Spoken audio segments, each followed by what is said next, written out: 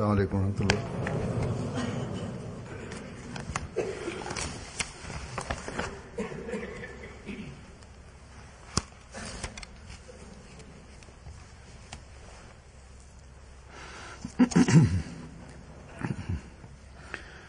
أشهد أن لا إله إلا الله وحده لا شريك له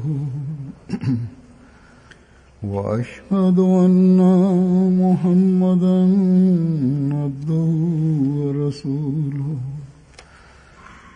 أما بعد فأعوذ بالله من الشيطان الرجيم بسم الله الرحمن الرحيم الحمد لله رب العالمين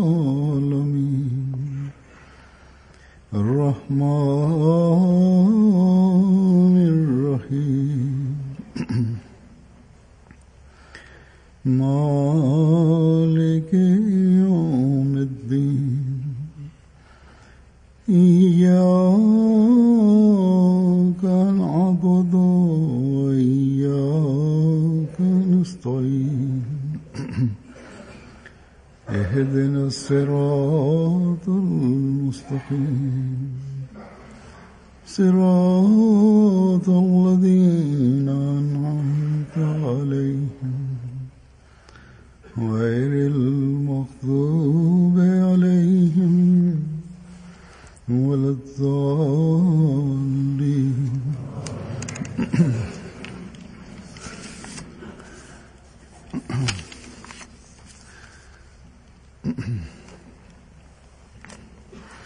إن الله وملائكته يصلون على النبي يا أيها الذين آمنوا صلوا عليه وسلموا تسليما. Hakika Mwenyezi Mungu na malaika wake humswalia mtume. Enyi mlioamini, msalieni mtume na muombeni amani.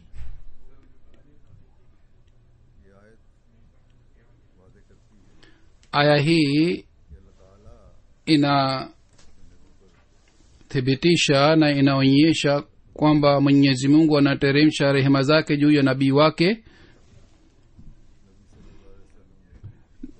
na malaika wake pia wanamuombea na vile vile wanaomba rehema kwa ajili yake. Ikiwa hali hii inapatikana, katika hali hii wale watu wanaotumia njama mbalimbali dhidi ya mtume sallallahu alaihi wasallam, na kwa kufanya hivi wanataka kuzuia maendeleo ya mtume Muhammad sallallahu alaihi wasallam, wao hawawezi kufaulu kamwe. Wale watu wanaoleta shutuma dhidi ya mtume sallallahu alaihi wasallam na kwa kumfanyia mzaha na kwa kumtania wanaona kwamba watafaulu hivi, wao wanaishi katika pepo ya wajahili.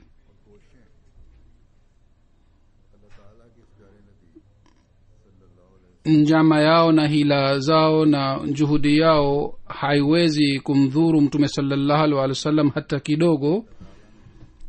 Kwa ajili ya lengo kwalo Mwenyezi Mungu alimtuma mtume sallallahu alaihi wasallam,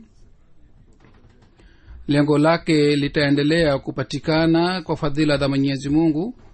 Na katika dhama hizi, kwa ajili ya kupata lile lengo, Mwenyezi Mungu amemtuma ashiki wake, na kwa kufanya hivi amefungua milango mpya ya kusambaza dini tukufu ya mafundisho ya dini tukufu ya Islam. Basi mtume sallallahu alaihi wasallam ambaye Mwenyezi Mungu alimtuma kwa kufanya nabii kwa ajili ya mataifa yote na kwa ajili ya zama zote, kwa kufanya hivi Mwenyezi Mungu mwenyewe amefanya mpango wa kumsaidia kwa fadhila zake.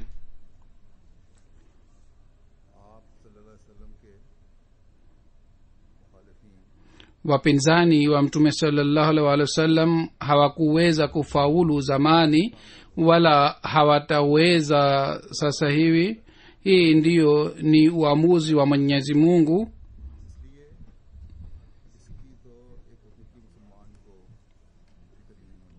Muislamu hatakiwi awe na wasiwasi ya hii kwamba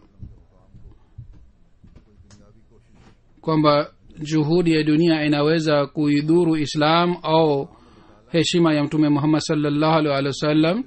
Lakini ndiyo jukumu alilolipewa Muislamu ni hili kwamba jinsi Mwenyezi Mungu na malaika wake kwa ajili ya kuboresha madaraja yake wanamswalia, nyinyi pia kwa kutimiza jukumu lenu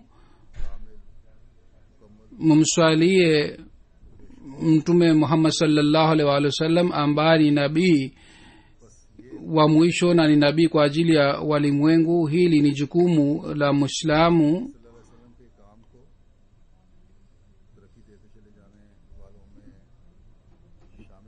kwa kujiunga na wale watu wanaosogeza maendeleo ya jumuiya kwa kumsalia mtume sallallahu alaihi wasallam. Sisi pia tuendelee kumsalia mtume sallallahu alaihi wasallam. Hivi karibuni katika nchi ya France hali iliyopatikana, wale waliojiita Waislamu walishambulia ofisi ya gazeti moja, na kwa kufanya hivi waliwaua watu 12. Kuhusu hii katika Ijumaa iliyopita nilieleza kwa fupi, na kwa kueleza kwa fupi niliwasihi wanajumuiya kwamba wao wamswalie mtume sallallahu alaihi wasallam sana.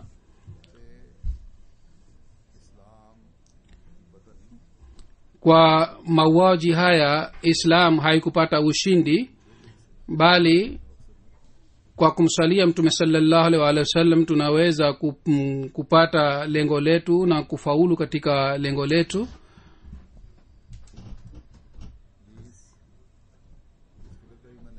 Vile vile nilieleza wasiwasi yangu hii pia kwamba dhidi ya tukio hili wanaweza kuonyesha reaction mbaya, na hii ilikuwa tegemeo kutoka kwa hawa watu kwamba watafanya hivi, yani kwa kuonyesha reaction mbaya, yani kwa kutoa majibu mabaya.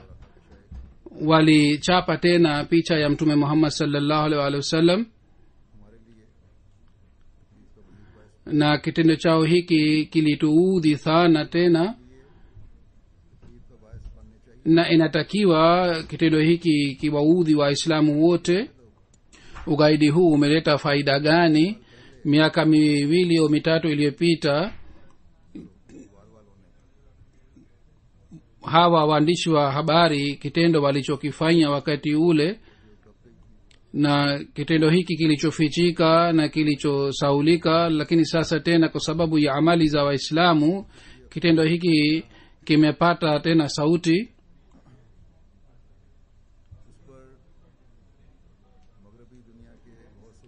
Kitendo kilichofanywa na gazeti hili, viongozi wengi wa dunia walikataa kitendo chao hiki na walipinga kitendo chao hiki, na serikali nyingi ilisema kwamba sisi hatutaruhusu gazeti letu kwamba lichape habari ile. Lakini baada ya kitendo hiki kilichotendeka hivi karibuni, viongozi mbalimbali wa dunia wamesema wao wataungana mkono na gazeti hili na watasaidia gazeti hili, na wameanza kupata, gazeti hili limeanza kupata msaada wa mamilioni na mamilioni. Na gazeti hili lilikuwa likitoka katika idadi ya 60,000, na ilisema kwamba sasa gazeti hili litakufa, yani halitachapwa tena. Lakini kwa sababu ya kitendo cha hawa wanaojiita Waislamu, kimesababisha kwamba gazeti hili limetoka katika idadi ya milioni 5 katika siku moja. Na sasa watu wengine wanasema kwamba labda sasa gazeti hili litaendelea kutoka kwa miaka 10 au 12, na hali yake ilikuwa hii kwamba ilikuwa ngumu kuchapa hata kwa miezi 6. Basi kitendo hiki cha Waislamu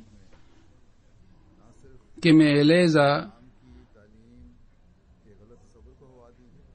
picha mbaya ya mafundisho ya dini tukufu ya Islam, bali kitendo hiki kimewasaidia maadui waliokuwa karibu kufa.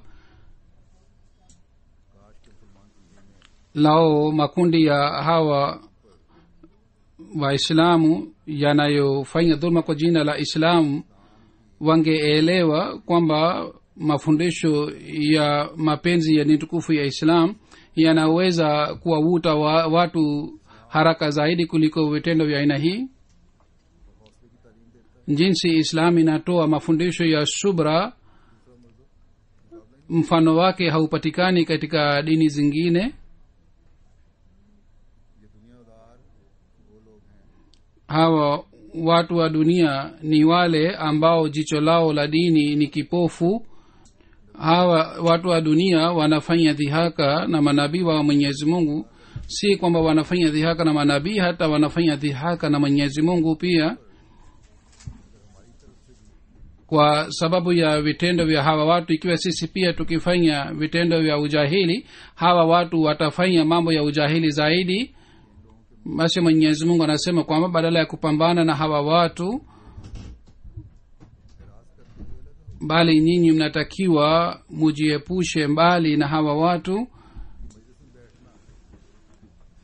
Dhambi si hii tu kwamba mtu akae katika hafla yao na aungane nao, au inamfanya mtu kuwa mwenye dhambi, bali wakati wanafanya vitendo vibaya, wanapojibiwa katika hivi kama wanavyofanya na wao wakifanya dhihaka na Mwenyezi Mungu, au wakitumia maneno machafu dhidi ya Mtume Muhammad sallallahu alaihi wasallam, au katika hali yoyote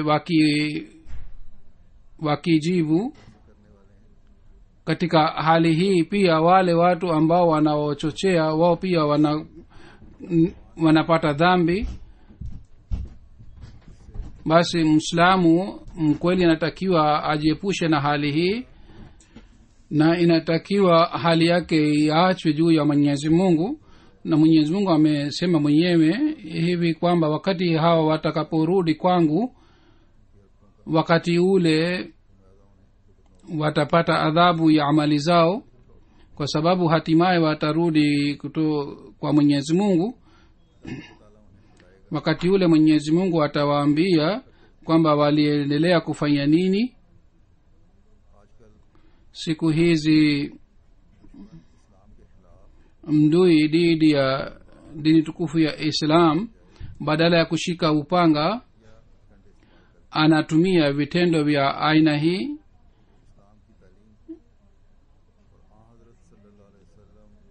Kwa kufanya hivi anataka kudhuru mafundisho ya dini tukufu ya Islam na Mtume Muhammad sallallahu alaihi wasallam. Mwenyezi Mungu kwa kusema hii kwamba Mwenyezi Mungu na malaika wake wanamswalia Mtume sallallahu alaihi wasallam, ametuambia jambo la msingi kwamba vitendo vya hawa maadui haviwezi kumdhuru Mtume Muhammad sallallahu alaihi wasallam na kudhuru heshima ya Mtume sallallahu alaihi wasallam. Nyinyi badala ya kuwajibu hawa maadui kwa ujahili, mnatakiwa mumswalie Mtume sallallahu alaihi wasallam. Hili ni jukumu la Muislamu mkweli. Mnatakiwa muitimize haki hii ya kumswalia Mtume sallallahu alaihi wasallam. Basi ikiwa unafanya hivi, katika hali umetumiza jukumu lenu.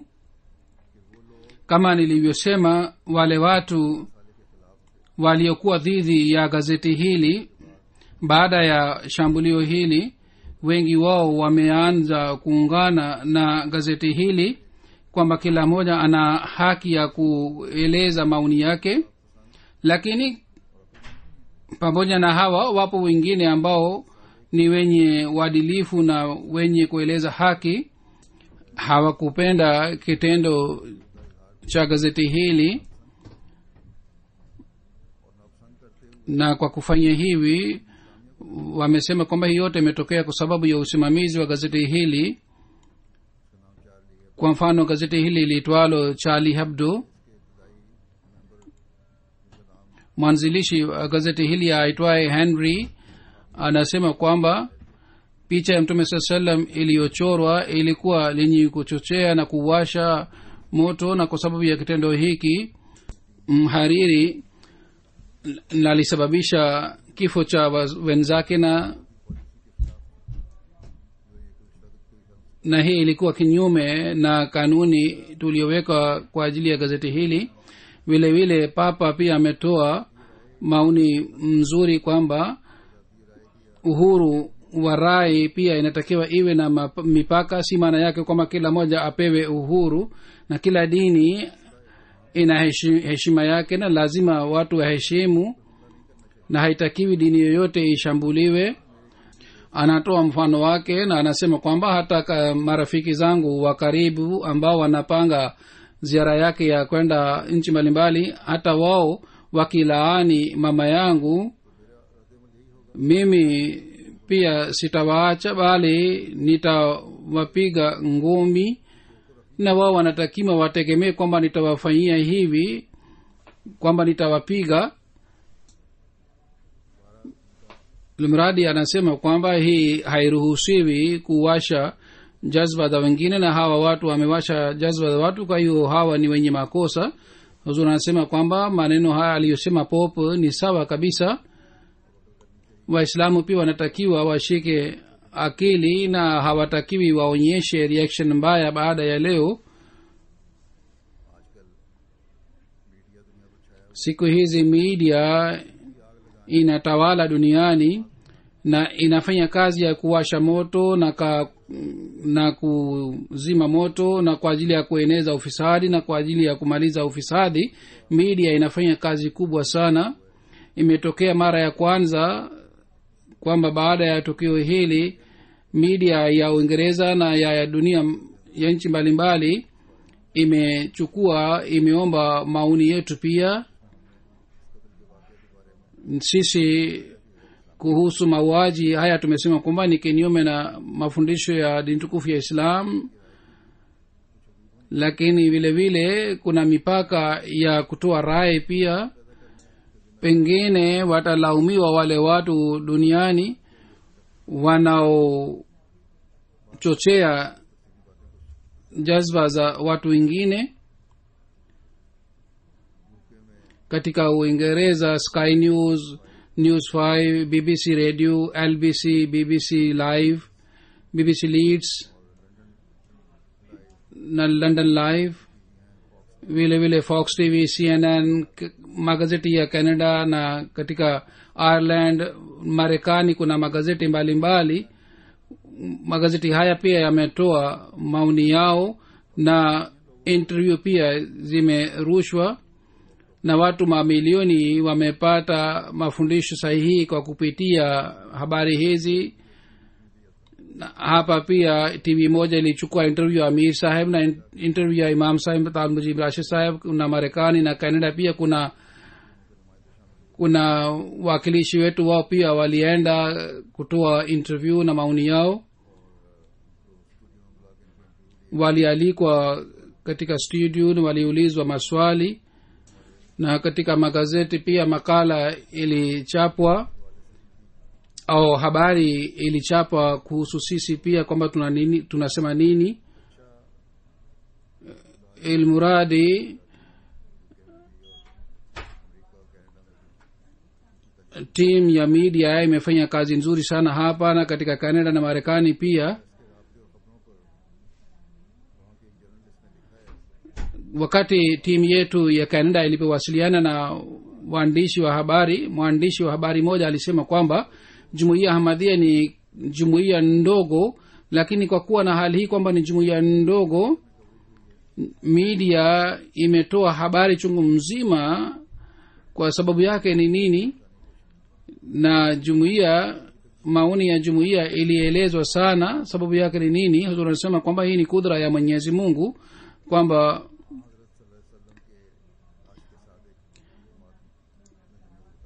ni jumuiya pekee ambayo itaeleza mafundisho sahihi ya dini tukufu ya Islam.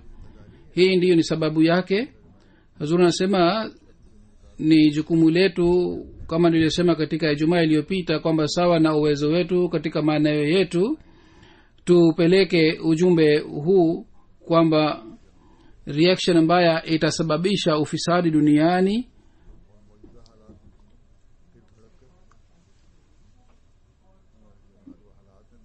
na hali ya siku hizi ni ya aina hii, kwamba moto utawaka duniani kote kwa sababu ya hii, na moto huu utaenea upande zote, na dunia haiwezi kujikimu siku hizi sawa na hali yake. Basi kwa sababu ya reaction mbaya, msiwachochee watu wala msiite ghadhabu ya Mwenyezi Mungu. Mwenyezi Mungu haijaalia akili dunia hii, lakini mwanajumuiya pamoja na hayo yote jukumu lake ni hili, kwamba afuate njia iliyonyoka, na njia alituambia Mwenyezi Mungu kwamba ya ayyuhallazina amanu sallu alayhi wa sallimu taslima, yani enyi mlioamini msalieni mtume na muombeni amani kwa imani sana.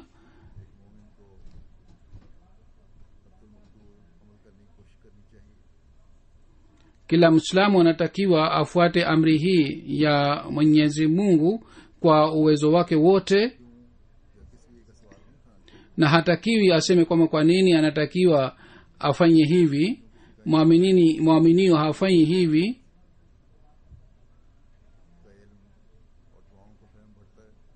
Kadiri anapata ufahamu wa imani, yeye anapata hekima ya imani pia. Lakini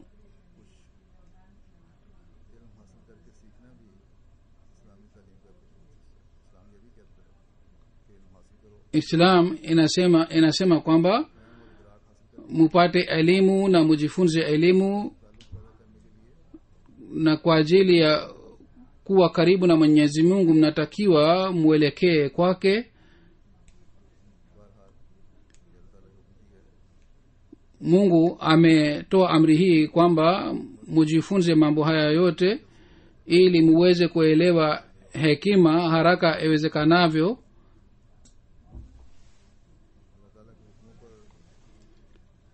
Na hivi atapata ufahamu wa kufuata amri za Mwenyezi Mungu, yani jinsi gani anaweza kufuata amri hizi. Na kwa sababu ya kupata ufahamu huu, katika hali nzuri atafuata amri za Mwenyezi Mungu. Kuhusiana na hii nitasoma baadhi ya hadithi ya Mtume Muhammad sallallahu alaihi wasallam na maandiko ya Sayyidina alayhi salatu wassalam. Haya yanathibitisha umuhimu wa durud sharif, yani kumsalia Mtume sallallahu alaihi wasallam. Sisi tunadai kwamba tunampenda Mtume Muhammad sallallahu alaihi wasallam, na kwa sababu ya madai yetu haya mioyo yetu inaudhika sana wakati maneno machafu yanasemwa dhidi ya Mtume sallallahu alaihi wasallam, au kwa njia yoyote maneno machafu yasemwe dhidi yake. Lakini mapenzi haya namna gani tunaweza kueleza na faida yake itapatikanaje? Kuhusu hii kuna riwaya ya Abdullah bin Mas'ud radhiyallahu ta'ala anhu kwamba Mtume sallallahu alaihi wasallam alisema kwamba siku ya kiyama atakuwa karibu nami zaidi kuliko watu wote yule mtu ambaye atakayenisalia zaidi kuliko wengine wote. Basi ikiwa mtu anataka kuonyesha mapenzi yake na Mtume sallallahu alaihi wasallam, na kwa sababu yeye apate ukaribu wake, hii itapatikana kwa kumsalia yeye.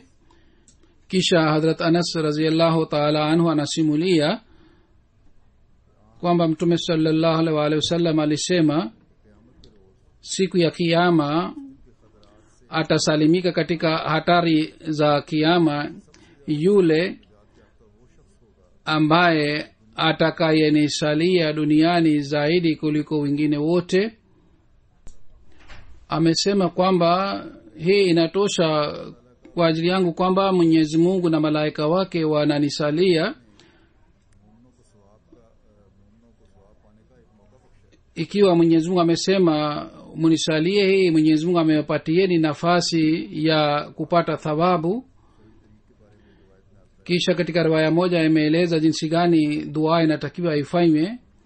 Hadrat Khuzala bin Ubayd radhiyallahu ta'ala anhu anasema kwamba nilikuwa nimekaa karibu na Mtume sallallahu alaihi wasallam. Mtu mmoja akaja na akaswali swala, na wakati wa kufanya maombi alisema Allah maghfirli warhamni. Mtume sallallahu alaihi wasallam alimwambia, enyi unayesali swala, umefanya haraka. Unatakiwa wakati unaposali swala na unapokaa umtukuze Mwenyezi Mungu, kisha uniswalie mimi, kisha baadaye ufanye dua yoyote unayotaka kufanya. Na huyu sahabi anasema baadaye mtu mwingine akaja, yeye akamtukuza Mwenyezi Mungu na akamswalia Mtume sallallahu alaihi wasallam. Kwa kuona hali Mtume sallallahu alaihi wasallam alisema, ayyuhal musalli tujab, enyi unayeswali ufanye maombi yako yatakubaliwa sasa hivi.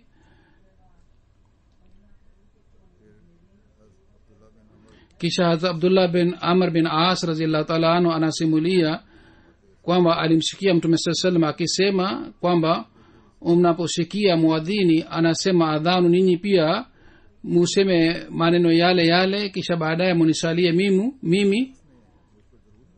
Na yeyote atakayenisalie Mwenyezi Mungu atateremsha rehema zake juu yake mara 10 zaidi. Kisha amesema kwamba uombe uombezi kwa ajili yangu. Hii ni daraja katika daraja ya peponi, na mtu mmoja tu atapewa daraja hii, na mimi nategemea kwamba yule mtu ni mimi. Yeyote atakayeomba uombezi kwa ajili yangu, basi mimi nitafanya muombezi kwa ajili yake. Basi ikiwa kumsalia Mtume sallallahu alaihi wasallam ni sababu ya kuongeza madaraja, vile vile maombi pia yanakubaliwa na dhambi pia zinasamehewa. Hazrat Umar radhiyallahu ta'ala anhu amesema kwamba dua inabaki katikati ya mbingu na ardhi. Wakati mtu hamswalii Mtume sallallahu alaihi wasallam, dua haiendi juu kwa Mwenyezi Mungu.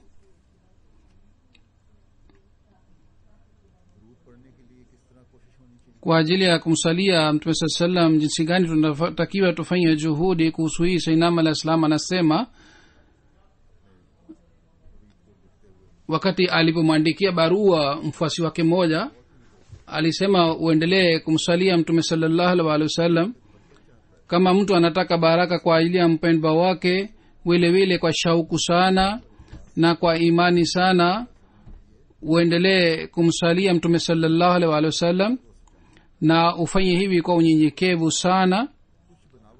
Na unyenyekevu huu hautakiwi uwe kwa ajili ya kuonyesha wengine, bali inatakiwa kwamba ujenge urafiki mzuri na Mtume sallallahu alaihi wasallam. Kisha baraka ziombwe kwa ajili ya Mtume sallallahu alaihi wasallam zilizoelezwa katika Durud Sharif. Na alama ya mapenzi ni kwamba mtu asichoke kwa kufanya hivi, wala asilete tamaa za nafsi katika kumsalia Mtume sallallahu alaihi wasallam. Amsalie Mtume sallallahu alaihi wasallam kwa sababu ya hii tu kwamba baraka zishuke juu ya Mtume Muhammad sallallahu alaihi wasallam. Kisha Sinam al-Islam kwa kueleza uhakika wa kumsalia Mtume sallallahu alaihi wasallam kwamba ingawa Mtume sallallahu alaihi wasallam alikuwa hana haja ya maombi ya watu kama ilivyoelezwa katika hadithi ya Mtume sallallahu alaihi wasallam, Sinam al-Islam anasema kwamba katika hii kuna siri kwamba mtu ambaye anaomba rehema kwa ajili ya mwingine yeye kwa sababu ya mapenzi haya anakuwa kiungo cha mtu yule, yani mtu ambaye kwa sababu ya mapenzi anaomba baraka kwa ajili ya mwingine. Kwa sababu ya mapenzi haya yeye anakuwa kiungo cha mwili wake. Amesema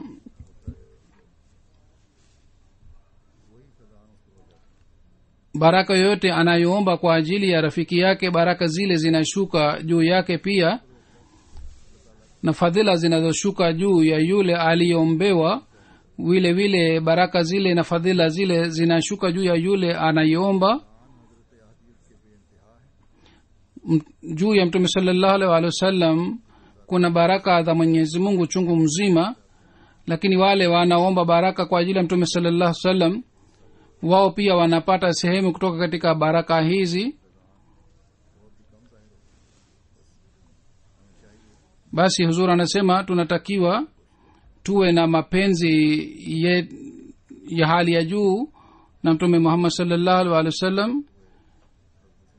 Kisha kwa kueleza hekima ya kumsalia mtume sallallahu alaihi wasallam kwamba mtume wetu Muhammad sallallahu alaihi wasallam, angalieni imani yake kwamba alisimama dhidi ya kila njama za maadui na alisumbuliwa, lakini hakujali. Hii ndiyo ilikuwa imani yake, na kwa sababu ya hii Mwenyezi Mungu aliteremsha fadhila zake juu yake. Ndiyo maana Mwenyezi Mungu alisema, inna allaha wa malaikatahu yusalluna ala nabiyyi ya ayyuhallazina amanu sallu alayhi wa sallimu taslima.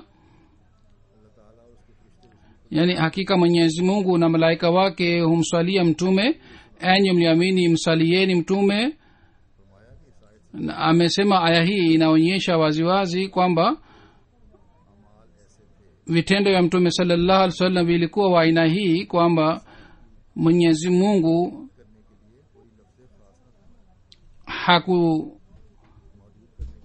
hakutumia neno maalum kwa ajili ya kueleza mipaka yake. Mungu angetaka angepata maneno kwa ajili ya kueleza sifa zile, lakini hakusema maneno yale au neno lile. Yani sifa zake zilikuwa nje ya mipaka ya maneno. Aya ya aina hii haikutumika kwa ajili ya nabii mwingine yeyote. Mtume sallallahu alaihi wasallam alikuwa na imani ya aina hii, na vile vile vitendo vyake vilipendwa na Mwenyezi Mungu kiasi hiki kwamba Mwenyezi Mungu alitoa amri kwamba watu waendelee kumsalia mtume sallallahu alaihi wasallam kwa kutoa shukrani. Kisha kwa kueleza kwamba Durud Sharif ni njia ya kupata imara na vile vile maombi yanakubaliwa. Sayyidina Al-Islam anasema kwa ajili ya kuzidi katika mapenzi ya mtume sallallahu alaihi wasallam na kwa ajili ya kujadidisha mapenzi haya mara kwa mara, katika kila swala tunalazimika kumsalia mtume sallallahu alaihi wasallam ili kwa ajili ya kupokelewa maombi tupate imara. Durud Sharif ni njia ya kupata imara. Inatakiwa mumsalie mtume sallallahu alaihi wasallam sana na mumsalie mtume sallallahu alaihi wasallam kwa kukumbuka ihsani yake na kwa ajili ya kupandisha madaraja yake na kwa ajili ya ufaulu wake. Matokeo yake yatakuwa hii kwamba maombi yenu yatakubaliwa na yatapokelewa na Mwenyezi Mungu. Hazur anasema kwamba madaraja yanapata maendeleo namna gani nitaeleza baadaye. Kisha Sayyidna Ahmad alayhi salatu wassalam anasema zama hii ni yenye baraka kiasi gani kwamba Mwenyezi Mungu katika siku hizi za shida kwa fadhila zake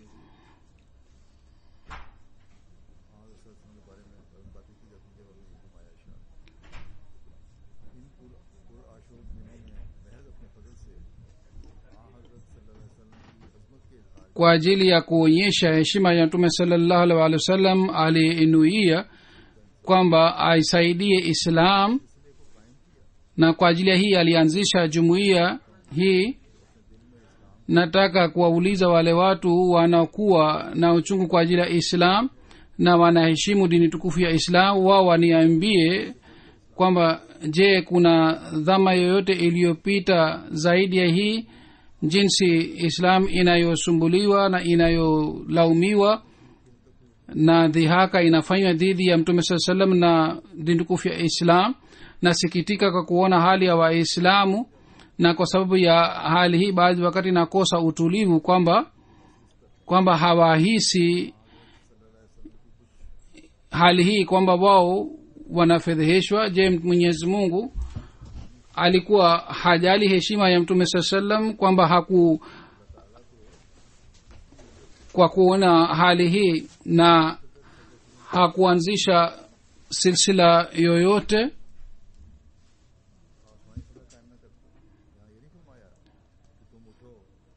Hapa hakusema kwamba nyinyi msimame na mushike mabunduki na muanze kuwaua watu, bali kwa ajili ya kuimarisha heshima hii ilitakiwa jumuiya ianzishwe.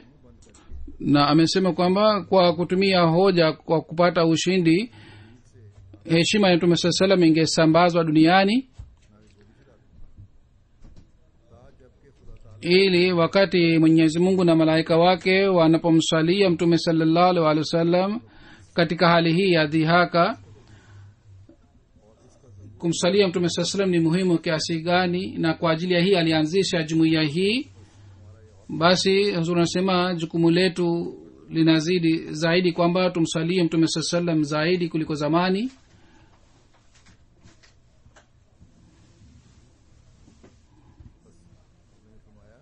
Amesema Sayyidina alayhi salatu wasalam, mimi nimetumwa ili nirudishe heshima ya mtume sallallahu alaihi wasallam iliyopotea na nithibitishe ukweli wa Qur'ani tukufu. Basi kumsalia mtume sallallahu alaihi wasallam sana ni jukumu la kila mwanajumuiya, ili tuweze kutimiza lengo la kuja kwa Sayyidina alayhi salam, tuweze kuitikia sauti ya Mwenyezi Mungu na tuweze kutimiza madai yetu ya mapenzi ya mtume sallallahu alaihi wasallam. Kwa kupiga nara na kwa kuandamana hatuwezi kutimiza haki ya mapenzi ya mtume sallallahu alaihi wasallam kama wanafanya wasikuwa na jumuiya. Kwa ajili ya kutimiza haki ya mapenzi haya ni jukumu la kila mwanajumuiya kwamba amswalie mtume sallallahu alaihi wasallam mara mamilioni na mamilioni.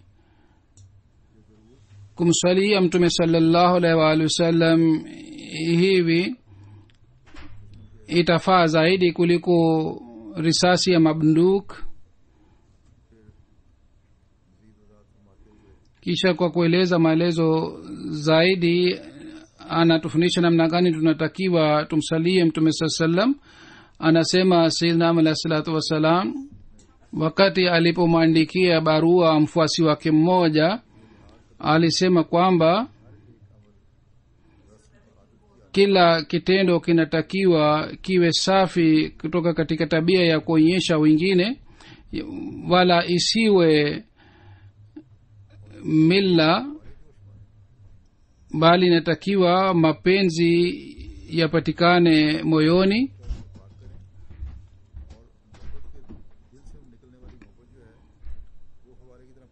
Na mapenzi yatoke moyoni kama chemchem.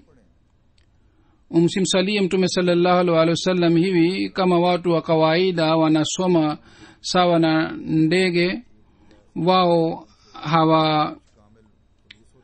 hawana mapenzi mioyoni mwao, wala hawaombi baraka za Mwenyezi Mungu kwa kweli kweli, bali amesema kabla ya kumsalia mtume sallallahu alaihi wasallam mtu anatakiwa na awe na imani hii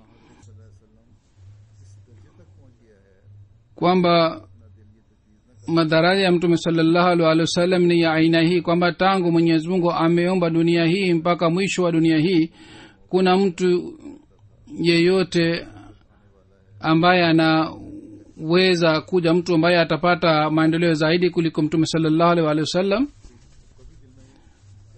Yani awe na mapenzi ya aina hii kwamba asipate wazo hili kwamba kulikuwa mtu kabla ya mtume Muhammad sallallahu alaihi wasallam kwamba anaweza kupendwa sawa na mtume Muhammad sallallahu alaihi wasallam, au kuna mtu yeyote anaweza kupata maendeleo zaidi kuliko mtume Muhammad sallallahu alaihi wasallam. Na dini inaweza kuimarika hivi kwamba wafuasi wa mtume sallallahu alaihi wasallam waliendelea kupata mateso na shida, yeye anakuwa tayari kupata mateso yale katika mapenzi ya mtume sallallahu alaihi wasallam.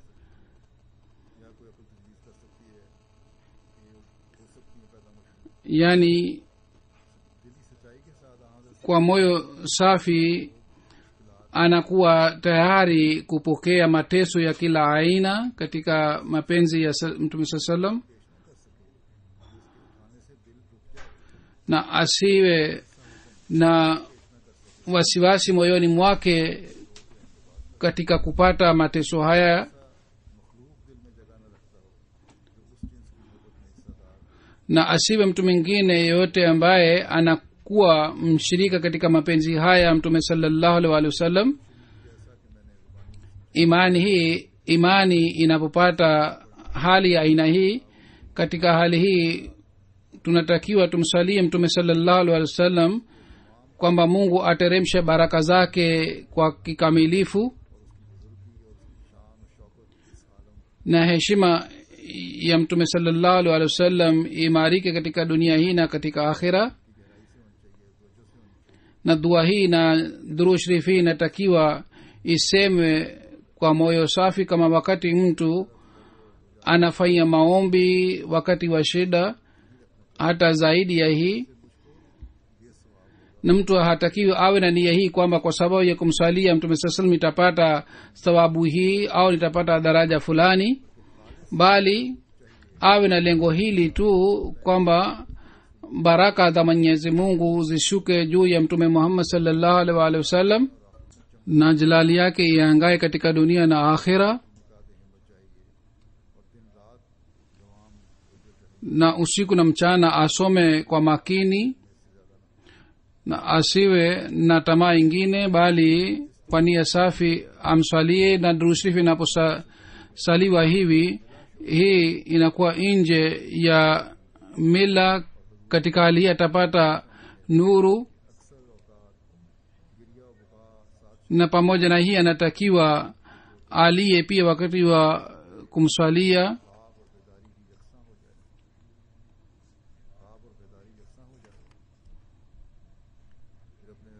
Kisha Sayyidina alayhi salatu wassalam kwa kumandikia barua mfuasi wake mmoja anasema kwamba endelea kusali sala ya tahajjud. Katika tahajjud kuna baraka chungu mzima. Mtu akikaa bure haileti maana wala fadhila yoyote kwa ajili yake. Na Mwenyezi Mungu alisema wallazina jahadu fina lanahdiyannahum subulana, yani wale wanaofanya juhudi katika njia yangu nitawaongoza na nitawaonyesha njia zangu. Amesema durud sharif nzuri ni ile iliyosemwa na mtume Muhammad sallallahu alaihi wasallam mwenyewe, na ile durud sharif hii: Allahumma salli ala Muhammadin wa ala ali Muhammadin kama sallaita ala Ibrahima wa ala ali Ibrahima innaka Hamidum Majid. Allahumma barik ala Muhammadin wa ala ali Muhammadin kama barakta ala Ibrahima wa ala ali Ibrahima innaka Hamidum Majid. Amesema maneno yanayosemwa na mtu mwema baraka inapatikana ndani yake. Basi inatakiwa ieleweke vizuri kwamba yule ambaye ni kiongozi wa wema, watu mema na wacha Mungu, yeye amesema maneno haya durud sharif. Maneno haya yatakuwa yenye baraka kiasi gani kwa hiyo durud sharif hii ni yenye baraka zaidi kuliko maneno mengine yote. Sinam nasema kwamba mimi pia namswalia mtume sallallahu alaihi wasallam na soma bila hisabu na kwa unyenyekevu na kwa moyo sana. durud sharif inatakiwa isomwe na uendelee kusoma hii mpaka unaona athari yake na shauku inapatikana kifuani. Mwenyezi Mungu atujalie sisi tuwe na roho hii, tumsalie mtume sallallahu alaihi wasallam hivi kwamba ifike huko mbinguni. Kwa fadhila za Mwenyezi Mungu, miongoni wetu wapo wengi ambao wanamsalia mtume sallallahu alaihi wasallam kwa moyo sana. Mungu anawaonyesha baraka zake pia. Mwenyezi Mungu aongeze idadi ya watu wanamsalia mtume sallallahu alaihi wasallam hivi. Jumuiya itapata faida yake na katika maendeleo pia.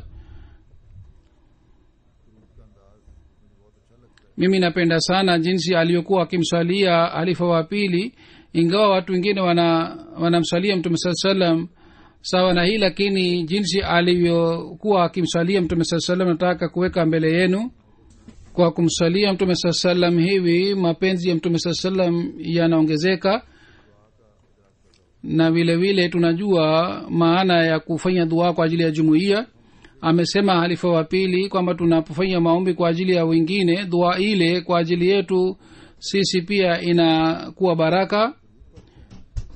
Vile vile tunapomsalia mtume sallallahu alaihi wasallam kwa sababu ya durud hii, ikiwa madaraja ya mtume sallallahu alaihi wasallam yanapandishwa, vile vile madaraja yetu pia yanapandishwa. Na kwa kumpitia mtume sallallahu alaihi wasallam sisi tunapata baraka. Na mfano wake ni hivi kwamba kama tunaweka kitu chochote katika chekecheke, kitu kile kwa kutoka katika chekecheke kinaanguka chini pia. Vile vile Mwenyezi Mungu amemfanya mtume sallallahu alaihi wasallam kuwa chekecheke kwa ajili ya umma huu.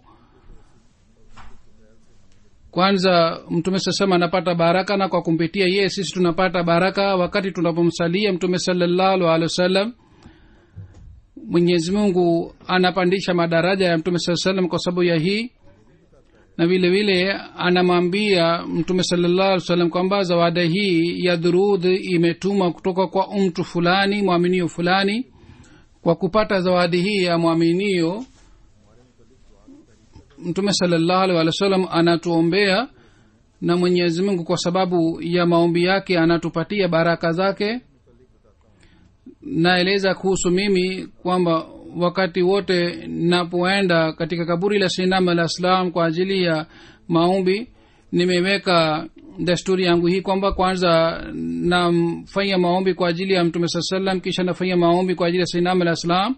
Nafanya dua hii kwamba Mola wangu, mimi sina kitu chochote cha kuwapatia hawa wawili kama ni zawadi. Vitu vyote ninavyo havileti maana yote kwa ajili ya hawa. Kwa hiyo nakuomba kwamba kwa kunifanyia ihsani uwapatie zawadi kutoka kwangu ambao hawakupata peponi. Napofanya hivi, yani Mungu anapowapatia zawadi ile, wao watamuuliza Mwenyezi Mungu kwamba zawadi hii imetoka kutoka nani. Mungu anapowaambia kwamba zawadi hii imetoka kutoka kwa fulani, basi hawa wanafanya maombi kwa ajili yake, na hivi yule anayefanya maombi madaraja yake pia yanapandishwa.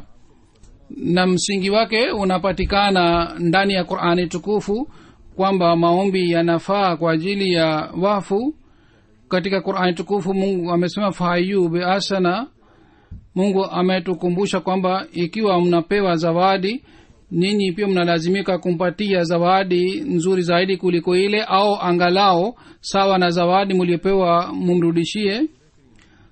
Sawa na kanuni ya Mwenyezi Mungu na Qur'ani tukufu, tunapomsalia na tunapofanya maombi kwa ajili ya mtume sallallahu alaihi wasallam na kwa ajili ya Sayyidina al-Islam, Mwenyezi Mungu atawapatia zawadi kwa niaba yetu. Sisi hatujui katika pepo kuna zawadi ya aina gani, lakini Mungu anajua neema zake zote. Basi tutakapofanya maombi kwamba Mola umpatie mtume sallallahu alaihi wasallam zawadi ambayo hakupata peponi, lazima anapopewa zawadi bila shaka anaambiwa na Mwenyezi Mungu kwamba zawadi hii imetumwa na mtu fulani. Basi hii haiwezi kuwa kwamba baada ya kupata zawadi mtume sallallahu alaihi wasallam anakaa kimya na hafanyi maombi kwa ajili ya yule aliyetuma zawadi. Hivi mtume sallallahu alaihi wasallam atafanya maombi na atasema kwamba Mola, umpatie zawadi kutoka kwetu sawa na fahayu biasana. Dua ile iliyofanywa na mtume sallallahu alaihi wasallam itarudi kwa yule aliyetuma zawadi, na hii itakuwa sababu ya kupandisha madaraja. Hivi tunaweza kupata faida sisi na kaumu pia, yani kwa kufanya maombi na kwa kumswalia mtume sallallahu alaihi wasallam tunaweza kupata faida sisi na kaumu pia. Huzuru anasema kwamba kama nilisema kwamba kwa kumswalia mtume sallallahu alaihi wasallam jumuiya pia itapata maendeleo. Wakati jumuiya itakapopata maendeleo na idadi ya waswaliaji itazidi, basi idadi ya wapinzani itaendelea kupungua. Pamoja na hii nataka kusema kitu kingine pia, kwamba watu wengine wanauliza swali kwamba Allahumma salli ala Muhammadin na vile Allahumma barik ala Muhammad, kwa nini ni maneno mawili tofauti? Maelezo yake ni hivi kwamba as-salat sawa lugha ya Kiarabu maana yake ni heshima pia. Kwa msingi huu Allahumma salli ala Muhammad maana yake itakuwa hii kwamba Allah umjalie mtume sallallahu alaihi wasallam heshima duniani na uijalie ujumbe wake ufaulu, na kwa kufanya hivi umpatie heshima, na katika akhira upokee uombezi wake, na kwa kufanya hivi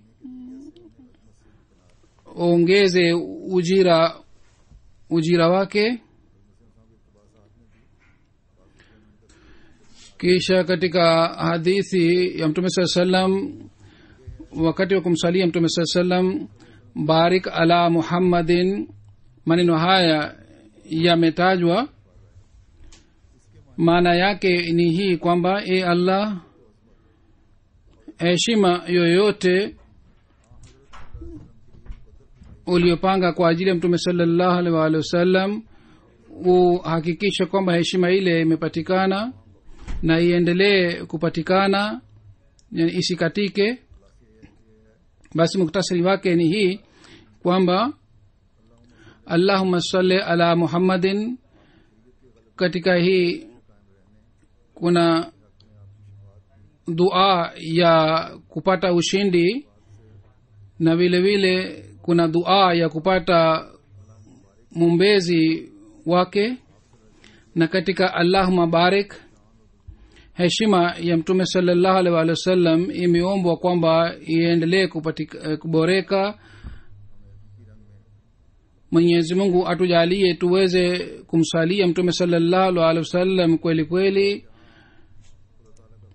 na kwa kufanya hivi ikiwa tutapata ukaribu na Mwenyezi Mungu, vile vile tuendelee kupata maendeleo katika mapenzi ya mtume sallallahu alaihi wasallam, na katika kusambaza na kueneza sheria ya mtume sallallahu alaihi wasallam tutumie nguvu yetu yote sawa na mafundisho ya mtume sallallahu alaihi wasallam kwa ajili ya kufuta fitina duniani. Tuweze kufanya kazi yetu. Mwenyezi Mungu atujalie tuweze kufanya hivi. Sasa hivi baada ya swala nitaswalisha jeneza mbili ghaibu. Jeneza ya kwanza ni ya Maulvi Abdul Qadir Sahib Delhi, Darwesh wa Qadian, tarehe 10 Januari 2015 katika umri ya miaka 97 alifariki. Inna lillahi wa inna ilaihi rajiun.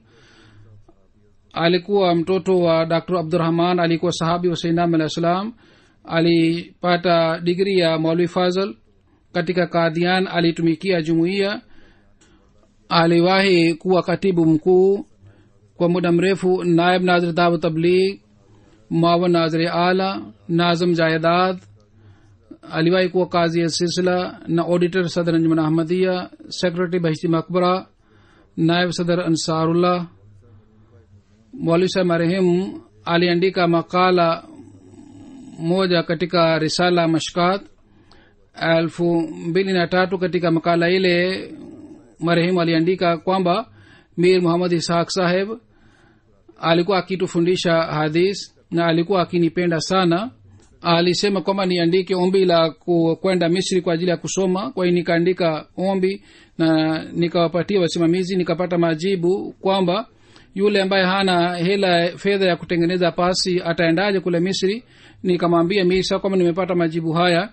Anasema baada ya siku 2 niliona katika ndoto kwamba Hazrat Maulvi Sherli Saheb amekuja na anasema kwamba Abdul Qadir Misr, na nilimwambia Mir Saheb ndoto yangu hii pia.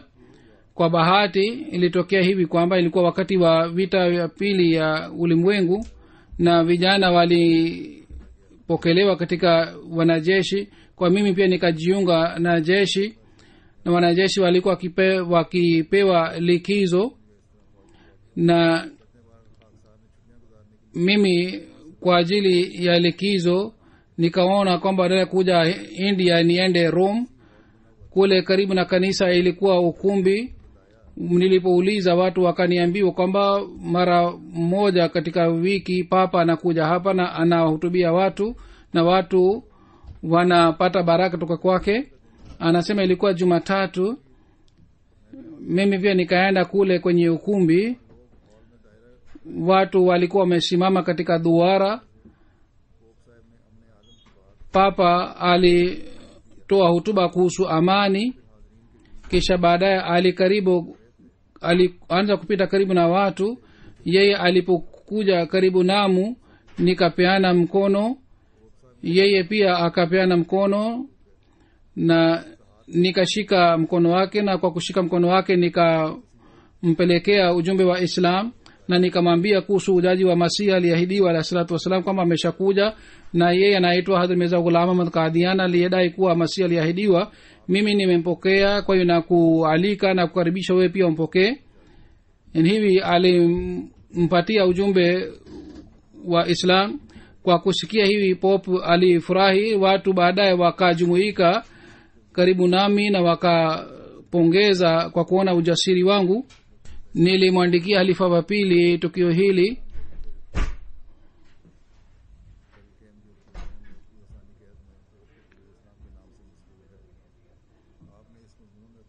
Katika makala hii ameeleza matukio ya kupokelewa kwa maombi yake. Pia 1969 aliwahi kufanya haj. Ameacha watoto wa kiume 3 na mabinti 4. Wote wamepewa masomo mazuri na wote wanaishi nje ya India. Mtoto wake mkubwa aliwahi kutumikia jumuiya katika nchi ya Germany.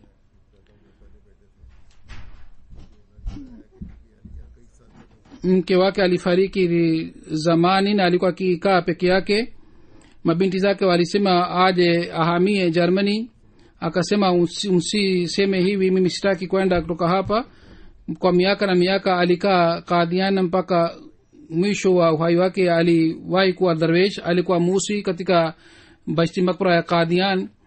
Alizikwa. Mwenyezi Mungu aiweke roho marehemu mahala pema na wajalie watoto wake pia wafuate nyayo zake. Jeneza ya pili ni Abi Mubaraka Begum Saheba, mke wa Bashira Masaba Hafzabadi. Alikuwa darweshe wa Qadian. Tarehe 3 ya Januari 2015 katika umri wa miaka 83 alifariki. Inna lillahi wa inna ilaihi rajiun. Baba yake Shafi Ahmad marhum alikuwa mwenyekiti wa UP. Sawa na agizo la halifa wa pili, alisema kwamba madarwesh waowe katika India. Bashira Masahib alipata mposa kutoka UP. Mbaraka Begum Sahib alikuwa mwanamke mwema na alikuwa akiswali swala. Alitoa dhahabu yake mapambo katika mchango. Kwa subra sana aliishi maisha pamoja na mume wake. Aliishi vizuri pamoja na mume wake katika hali ya dhiki. Alikuwa akipenda sana uhalifa.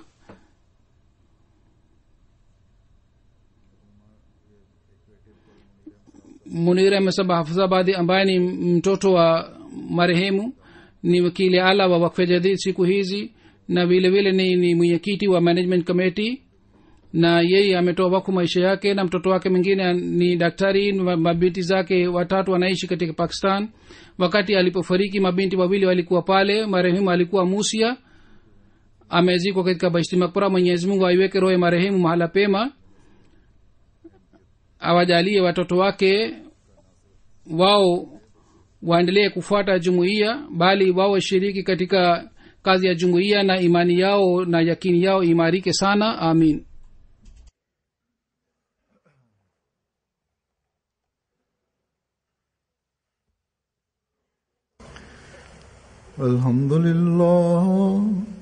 Alhamdulillah nahmaduhu wa nasta'inuhu wa nastaghfiruhu wa nu'minu bihi wa natawakkalu alayhi wa na'udhu billahi min shururi anfusina wa min sayyiati a'malina.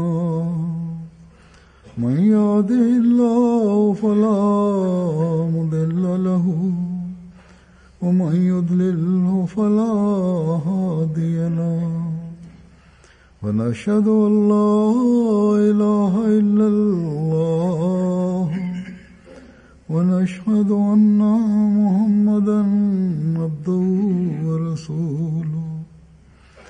عباد الله رحمكم الله إن الله يأمر بالعدل والإحسان وإيتاء ذي القربى وينهى عن الفحشاء والمنكر والبغي يعظكم لعلكم تذكرون.